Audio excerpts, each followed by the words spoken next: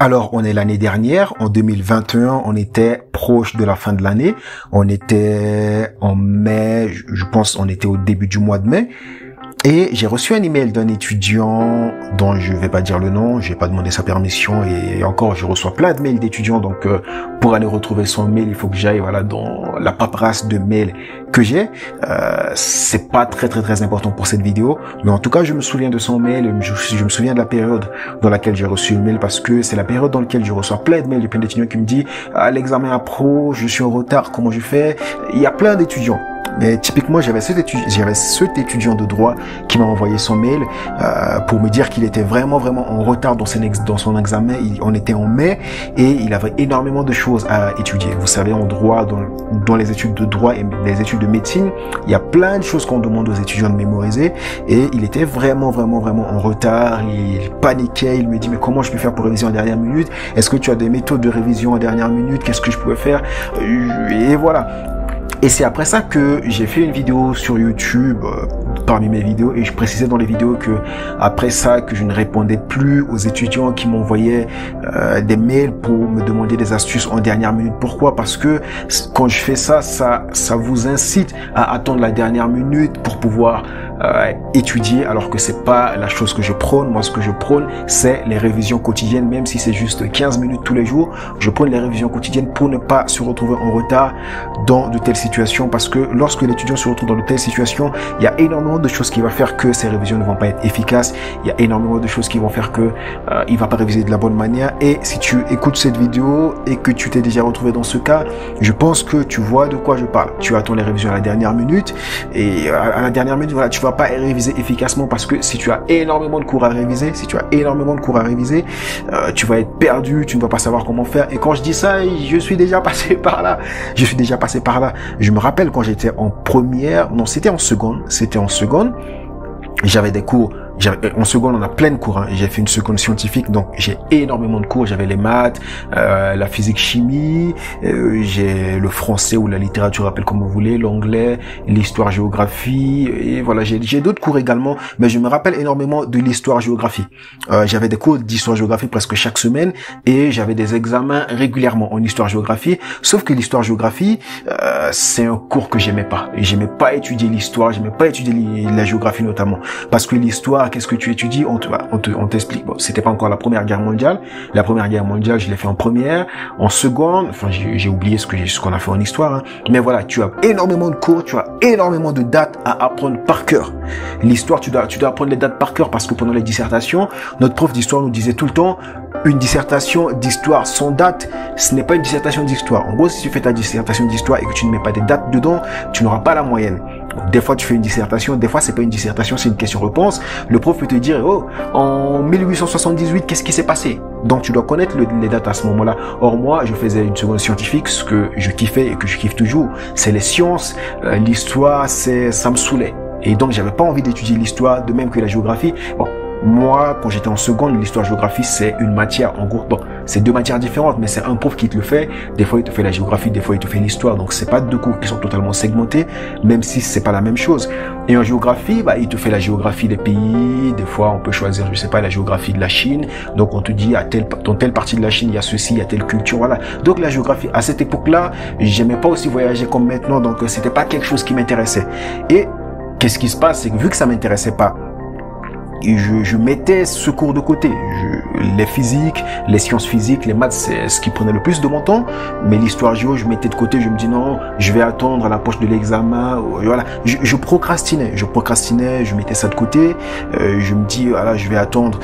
Je n'ai pas le temps pour l'étudier. C'est ce que je me trouvais d'excuse. Je me dis j'ai pas le temps pour l'excuser. Enfin, j'ai pas le temps pour étudier. J'avais les maths et ainsi de suite. Donc je laissais de côté. Et au fait, je laissais de côté et je voyais pas le temps venir.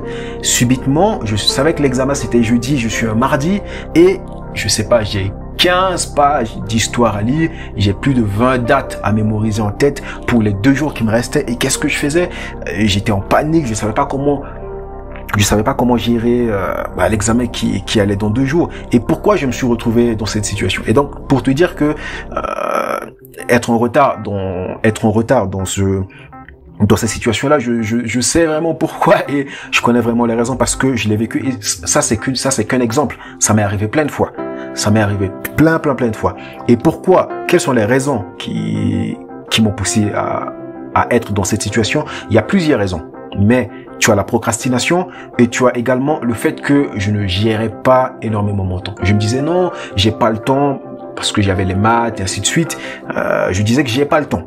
Mais c'est pas que j'ai pas le temps, mais c'est juste que je gérais très mal mon temps pour pouvoir instaurer ce cours-là dans mes planifications, dans mon organisation, afin de pouvoir l'étudier pas à pas pour arriver à cela. Si j'avais commencé à étudier ce cours, l'histoire-géographie, et pourtant, j'avais peut-être 4 semaines avant mon évaluation. Si ces 15 pages-là, par exemple, je me disais chaque semaine, j'étudiais par exemple 4 pages.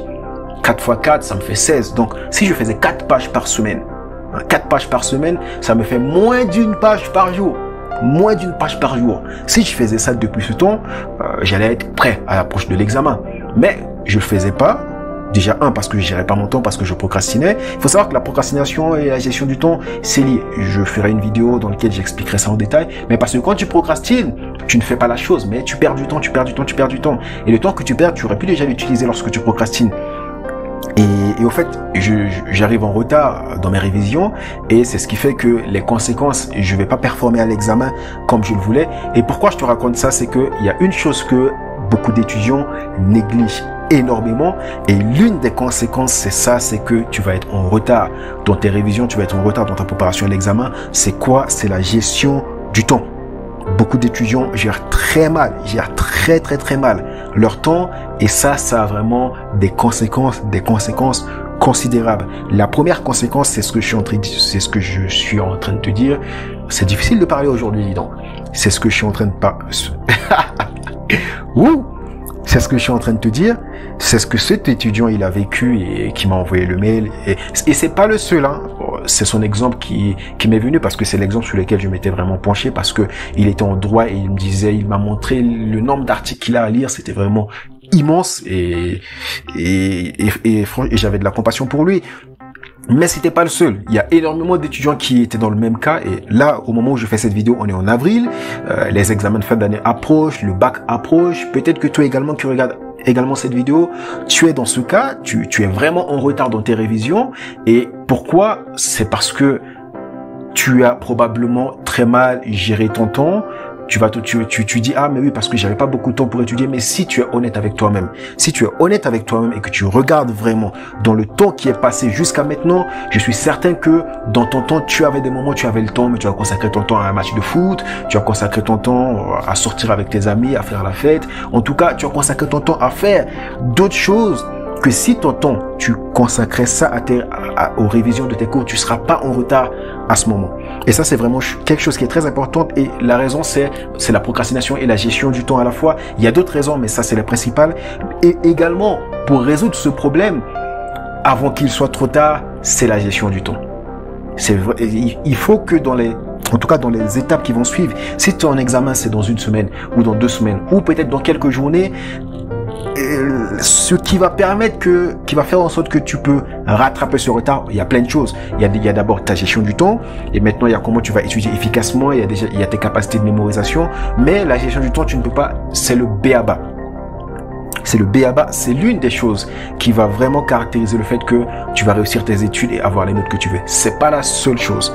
Ce serait mentir si je te dis qu'il faut juste que tu saches gérer son temps et que tu réussisses tes études. Non. C'est pas la seule chose, mais c'est vraiment un facteur très important. Et l'une des conséquences, c'est vraiment ça.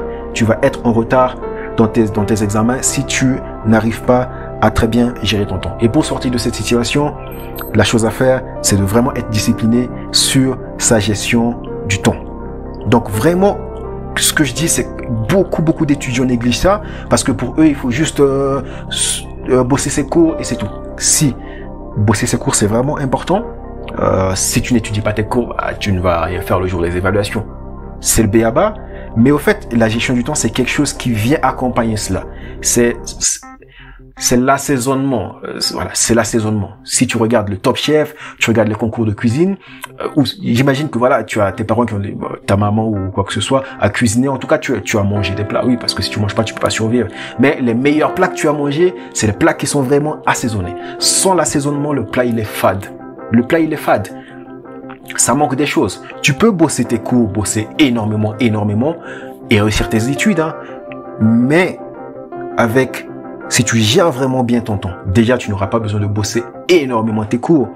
Mais si tu gères très bien ton temps, parce que tu peux bosser tes cours sans bosser vraiment intelligemment et bien gérer ton temps, et en plus avoir des mauvaises notes. Moi, je me rappelle quand j'étais en terminale, même en première année d'université, j'avais un pote, il bossait énormément son cours. Il bossait énormément. Quand je le vois, bon, je connais pas ses heures de travail, mais des fois j'ai l'impression, moi qui crois que je bosse beaucoup, quand je le vois, je me sens petit devant lui, pas dans le sens où je me minimise, mais en termes d'heures de travail. Quand je vois le nombre de travail qu'il bosse, je suis rien comparé aux heures qu'il consacre au travail. Mais lorsque les notes arrivent, il a presque jamais la moyenne. Là, il a presque jamais la moyenne. Pourquoi? Parce que déjà, je n'analyse pas son cas en profondeur, je ne suis pas avec lui lorsqu'il étudie tout le temps pour dire que tel point, mais c'est juste que je pense que c'est plein de choses. Peut-être sa méthode de travail, peut-être sa capacité de mémorisation, il y a plein de choses qui peuvent être liées. Mais tu pouvais voir qu'il travaille énormément de temps, mais il avait presque jamais il galère à la fin du semestre, il finit avec 9 ou 8. Là, ça veut dire qu'il y a un problème. Bon, juste pour dire que c'est pas que le travail qui va te permettre de réussir tes études. Il y a d'autres paramètres en compte. Et voilà, franchement, pour éviter ça, les retards dans les révisions que je vois beaucoup, il faut que tu gères très bien ton temps. Maintenant, l'autre inconvénient que je vois, à la mauvaise gestion de temps que je vois autour de moi, avec les étudiants qui m'écrivent, avec lesquels j'échange et ainsi de suite, et que moi aussi j'ai vécu lorsque tu gères très mal ton temps dans tes études, c'est le stress, la peur que tu as à l'approche de tes examens. Si je prends le cas quand je te parle d'histoire-géographie, déjà et quand je t'ai dit l'examen en question, à 2 jours j'étais vraiment en retard et au fait j'étais paniqué, j'étais stressé, je me dis mais comment je vais faire en 2 jours pour connaître toutes ces dates d'histoire, pour mémoriser ces 15 pages, pour et après c'était pas que l'histoire. L'épreuve, c'est histoire-géographie. C'est-à-dire que tu as 10 points d'histoire et tu as 10 points de géographie. Sachant qu'en géographie, dans les 10 points, en géographie, à chaque fois, le prof va te demander de dessiner une carte. Bon, je sais pas c'était quoi son délire à l'époque, mais en histoire-géographie, le prof nous dit en histoire, un devoir d'histoire sans date, c'est pas un devoir d'histoire. Un devoir de géographie, il dit une évaluation de géographie sans carte. C'est pas une évaluation. Donc, qu'est-ce qu'il va faire? Au fait, on a fait plein de cartes dans l'année. C'est-à-dire que lui, pendant l'évaluation, il va te demander de lui dessiner une carte spécifique au hasard. Par exemple, il va te dire de dessiner la carte climatique de la Chine, par exemple. Et ça va être 5 points. La carte, c'est 5 points. Et donc, qu'est-ce que tu vas faire? Tu vas dessiner la carte de la Chine. Tu vas indiquer tout le nom des villes. Donc, tu dois mémoriser tout le nom des villes. Tu dois savoir comment la carte, elle est. Franchement, quand je me rappelle de ces choses, c'est vraiment incroyable. C'est vraiment incroyable. Et donc, le prof, il va te demander de lui dessiner la carte de la Chine. S'il te demande une carte climatique, donc tu vas dessiner la carte, tu vas indiquer le nom des villes, et donc qu'est-ce que tu vas faire dans chaque ville? Tu vas dessiner les montagnes, les forêts. Bon, c'est un exemple, hein. Tu vas dire dans tel endroit il y a des montagnes, tu coloris, et après tu fais une légende, tu dis dans tel endroit il y a des montagnes, dans tel endroit il y a des lacs, dans tel endroit il y a telle chose. Et tu le dessines sans ton cahier. Tu n'as pas internet, tu n'as pas ton cahier avec toi, donc tu dois vraiment t'entraîner chez toi pour savoir comment dessiner ces cartes à la perfection. Bon, généralement tu n'as pas les 5 points de la carte, mais il faut au moins viser 2,5. Si tu as 4,5, franchement, c'est top. Mais au moins, il faut viser 2,5 parce que la carte, tu as juste à vraiment dessiner la carte jusqu'au point où tu maîtrises vraiment le dessin, quoi. Et au fait, le pire, c'est que tu sais pas sur quelle carte. Donc, imagine le stress, la peur dans lequel j'étais. Parce que on n'a pas étudié que la Chine en géographie, on a étudié la Chine, la Centrafrique, hein, mon pays d'origine, le pays dans lequel je suis né, la Centrafrique également, la Chine et d'autres pays également. Et donc, quand je prends l'exemple de la Chine, oui, tu peux savoir dessiner la Chine, mais là, je parle d'une carte climatique, il peut te demander une carte démographique. C'est-à-dire que là, c'est pas la zone de climat que tu dois dessiner, mais tu dois dessiner le nombre de populations, donc tu dois connaître le nombre de populations. À Wuhan, à Wuhan, tu dois connaître le nombre de populations et dans chaque autre ville également. Donc, tu vois vraiment la panique dans laquelle je pouvais être en 2 jours. Pourquoi? Tout simplement parce que je n'ai pas su gérer mon temps à temps. Ça rime. Je n'ai pas pu gérer mon temps à temps afin de pouvoir mieux me planifier, mieux m'organiser pour pouvoir réviser mes cours et éviter le stress de la dernière minute. Et ça, il y a plein d'études scientifiques qui sont d'accord avec ça. Lorsque tu stresses, et ça, il n'y a même pas besoin d'études scientifiques. Tu le vois. J'imagine que tu l'as expérimenté. Lorsque tu stresses à la dernière minute et que tu as peur, tu as plein de cours à étudier et qu'il te reste que quelques minutes pour étudier les cours, même quand tu étudies les cours, tu ne retiens rien. Il m'est déjà arrivé des fois à 10 minutes d'une évaluation, j'ai le cours devant moi, je me suis dit ok, en 10 minutes je vais essayer d'étudier rapidement pour pouvoir retenir deux, trois choses. La plupart du temps, à chaque fois que je fais ça, même les 10 premières minutes avant l'évaluation, dès que l'évaluation commence, j'oublie ce que je viens d'étudier. Et je pense que ça te parle aussi. Et pourquoi je reviens encore? Juste parce que j'ai négligé la gestion de mon temps. Le stress, la peur à l'arrivée des examens, et inutile de te dire que ce partiel d'histoire-géographie, je n'avais pas eu la moyenne. Je n'avais pas eu la moyenne. Parce que tu as le stress qui est là, tu as énormément de choses à lire. Une fois que tu as le stress, tes capacités cognitives baissent, tes capacités de mémorisation baissent. Tu as beau réviser forcément à la dernière minute. La plupart du temps, tes révisions à la dernière minute, ça n'apporte presque pas grand-chose. Qu'est-ce qui va se passer le jour de l'évaluation? C'est juste les automatismes que tu as eu. C'est-à-dire que pendant les cours, moi j'ai un avantage, c'est que pendant les cours, je suis vraiment les cours. Je suis les cours et je participe. Et au fait, lorsque tu suis les cours et que tu participes, c'est une pré-révision. Enfin, c'est une étape avant les révisions qui est très importante. C'est-à-dire que lorsque tu participes au cours, tu apprends en même temps en fait. Et c'est ça qui m'a permis, j'ai fini avec 8 ou 7, quelque chose comme ça. Je n'ai pas eu la moyenne, hein. J'ai eu une note insuffisante, mais c'était pas non plus très catastrophique. Pourquoi? Parce que je suivais en classe, et c'est ça qui m'a vraiment aidé. Je suivais en classe, et des fois, je parle avec mes amis, avec mes collègues, on parle de ce qui se passe en cours. Ah, le cours d'histoire-géographie aujourd'hui, ah, on a dit qu'en telle date, ça fait ça. Ah, dans ce territoire de la Chine, tu vois que dans tel endroit, il y a énormément de personnes. Donc, lorsqu'on parle, on échange de ça, les choses rentrent dans la tête, et c'est ça qui m'a permis quand même d'avoir 7, mais tu vois que si je participais pas en classe, ça allait être plus pire que ça. Donc c'est vraiment les inconvénients que j'ai envie que tu considères et que tu te mettes vraiment à gérer, à mettre de la valeur dans la gestion du temps dans tes études. La troisième chose qui vient avec ça, c'est la dépression. C'est vrai que la dépression, c'est quelque chose dont on n'en parle pas beaucoup, et pourtant, c'est quelque chose que beaucoup d'étudiants en souffrent. Et ce serait mentir de dire que non, c'est juste parce que tu gères très mal ton temps que tu déprimes, mais c'est un facteur important.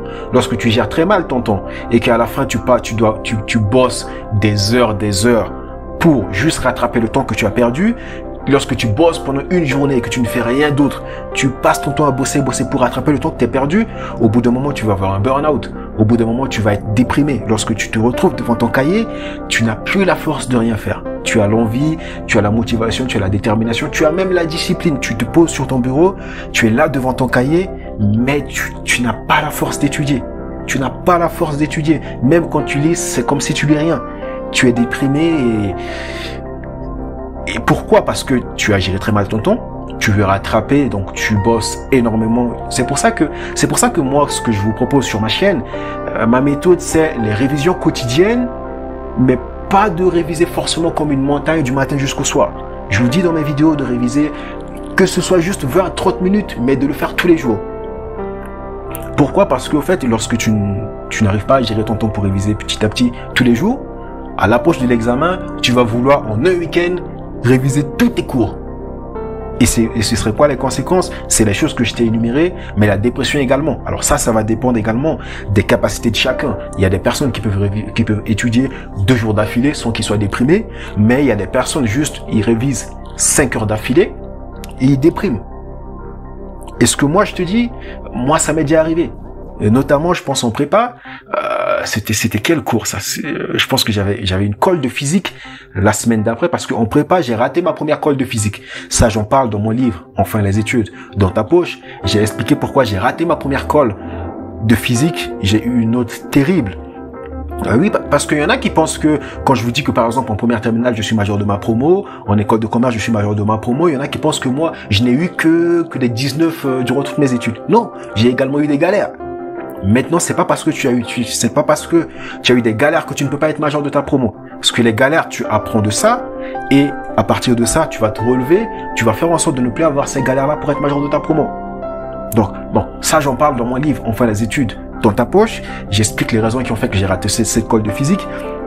Mais l'une des raisons, Voilà, c'est ce que je t'ai dit. C'est bon. J'ai raté ma première colle et maintenant dans les colles qui ont suivi, je me rappelle à un week-end, je voulais vraiment mettre le paquet. Et au fait, j'ai bossé durant tout le samedi. J'étais il y a la bibliothèque Ladois, c'est une bibliothèque à Lyon. Parce que j'ai fait ma prépa à Lyon. C'est une bibliothèque à Lyon qui s'appelle Ladois. Et donc, j'ai bossé. La bibliothèque ouvre vers 8h30.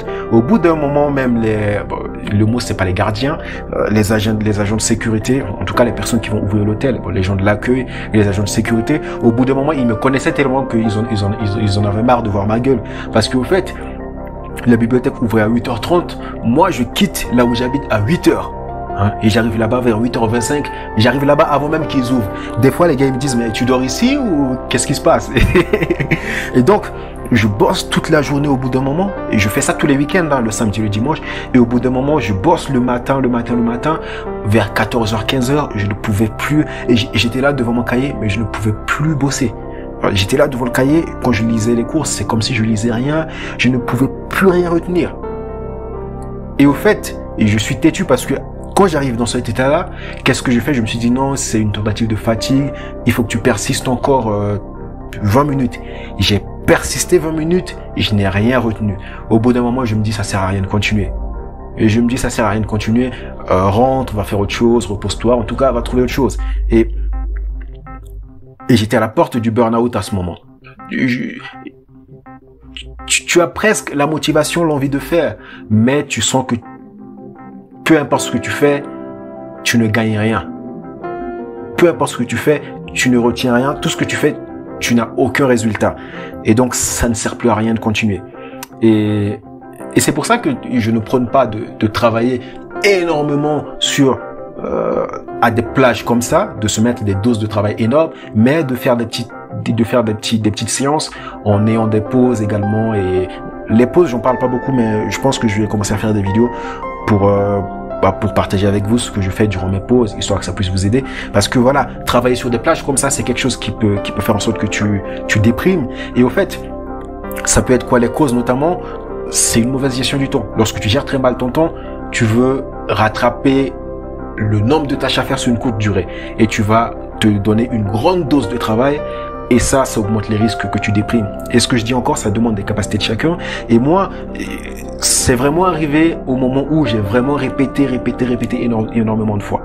Il y a des moments en prépa, tu sais que tu as énormément de partiels qui arrivent, tu as énormément de cols qui arrivent, et tu veux vraiment mettre le paquet, et c'est vraiment ce que j'ai fait. Et c'était ça, au bout d'un moment, je ne pouvais, même quand je révisais, il y avait rien qui se passait, quoi. Je ne retenais rien.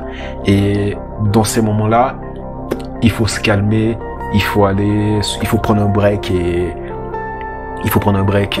maintenant, et ce que j'ai appris dans ce moment-là, c'est que cette situation, je peux l'éviter. Comment je peux l'éviter? D'optimiser ma gestion du temps et de planifier mes séances en avance, de faire en sorte avec mes révisions quotidiennes, avec ma discipline quotidienne, de réviser et de faire en sorte de me limiter de tels paquets comme ça, des grosses doses de travail sur un moment donné, mais d'étudier quotidiennement tous les jours. Si tu fais ça, tu vas vraiment limiter les chances d'arriver à ce niveau-là. Et ça commence par une gestion de temps vraiment efficace. Et maintenant, la quatrième chose que je voulais partager avec toi en lien avec ça, c'est l'échec. L'échec va devenir vraiment à ta porte, va vraiment devenir presque inévitable si tu gères vraiment très mal ton temps dans tes études. Si tu ne mets vraiment pas la valeur dessus, la conséquence de tout ça que je vais te dire, c'est l'échec dans tes études. Parce que tu vas être en retard dans tes révisions. Tu vas être stressé à 2 jours de l'examen alors que tu n'as pas révisé. Tu vas être déprimé parce que tu t'es mis des grosses charges de travail et que tu ne peux plus rien retenir. Les conséquences, c'est quoi? C'est que tu vas moins performer à tes examens. Tout ce que je te dis, tout l'exemple d'histoire géo, je n'ai pas eu la moyenne. Je n'ai pas eu la moyenne dans cette évaluation d'histoire géo. Je n'ai pas eu la moyenne. Qu'est-ce qui a fait? Même pour la physique, j'ai eu la moyenne à certains moments, mais à ce moment-là, quand je me préparais pas bien, je n'avais pas la moyenne dans l'évaluation à la prépa. Ce qui est bien en prépa, c'est que tu as les évaluations chaque semaine. Ce qui fait que si sur une semaine, tu n'as pas assuré, tu n'as pas eu les bonnes notes, tu peux te rattraper la semaine prochaine. Et au fait, le risque de tout ça que je te partage, qui est lié à la mauvaise gestion de ton temps, c'est que tu peux rater tes examens et tu peux échouer tes examens. Ce qui a fait, par exemple, que dans le cas de l'histoire géo, je m'en suis sorti parce que ça m'est arrivé en histoire géo, mais ça ne m'est pas arrivé dans toutes les autres matières. La chimie, par exemple, la physique chimie, les maths, c'est pas quelque chose qui m'est arrivé. J'étais très passionné et je bossais beaucoup.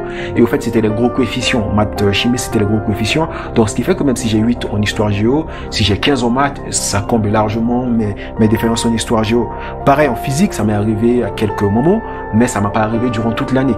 Ce qui fait que j'ai pu compenser par différentes méthodes. Ce qui fait que j'ai pu, à ces moments-là dans mes études, combler tout ça, c'est parce que moi je mesure, je mesure, j'évalue et je suis à chaque fois mes performances, je suis à chaque fois l'évolution. Lorsque ça baisse, je me dis il faut que tu combles, il faut que tu fasses ça. J'évalue et je suis. C'est quelque chose que je partage dans mon programme les nouveaux majors de promo. Ceux qui ont suivi le programme, voilà, je vous ai montré comment évaluer et comment mesurer ses performances scolaires, mais pas que les siens, mais également de potentielles personnes de ta classe qui peuvent être majors de ta promo. Et au fait, c'est quelque chose que j'utilise pour vraiment limiter ces échecs-là. Mais par exemple, si toi, tu ne sais pas gérer ton temps dans tes études et que tu es tout le temps en retard dans tes révisions, tu as peur. Et au fait, la peur, le stress, c'est juste l'émotion qui est la conséquence du fait que tu es en retard et que tu n'as pas assuré à l'approche de tes examens. Et il peut t'arriver d'être déprimé à ce moment-là.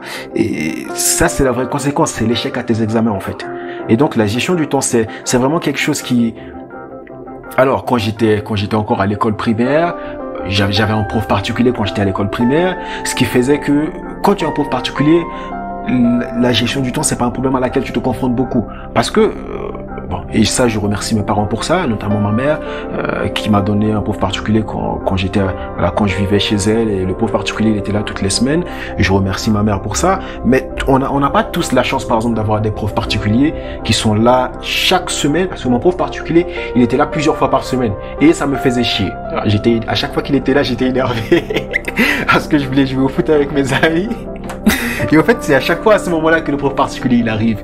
J'ai prévu d'aller jouer au foot à 16h avec mes amis. Et à 16h, quand je partais jouer au foot, c'est le prof qui est là. Et des fois, c'est ta prière. Le matin, je prie, je dis Dieu, fais en sorte que le prof, il vienne pas. Et c'est ça ma prière. Je me dis, il faut que le prof, il vienne pas, comme ça, je vais jouer au foot. Mais après, c'est parce que ce prof, il était là. Ce qui faisait que je n'avais pas besoin de savoir gérer mon temps. Parce que le prof, c'est lui qui t'oblige à réviser, en fait. Tu n'as pas besoin de vouloir réviser de ton côté parce que lui, il va venir à 16h, il va te prendre, ou il va venir à 18h, à 19h, il va te prendre pendant 2 heures. Il va venir par exemple tous les jours. Ça va te faire chier, tu vas être énervé, il va venir même les week-ends. Sauf que si tu regardes cette vidéo actuellement, bien sûr, j'imagine qu'il y en a parmi vous qui ont des profs particuliers, mais tout le monde n'a pas la chance d'avoir des profs particuliers, ou peut-être parce que vos parents n'ont pas les moyens, ou peut-être que vous n'y avez pas pensé. Vous devez savoir gérer vos temps tout seul.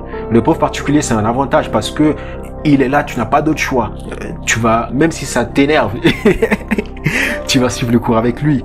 Il va t'accompagner et c'est pour ça que nous également, il y a certains étudiants qui ont vraiment du mal à gérer leur temps.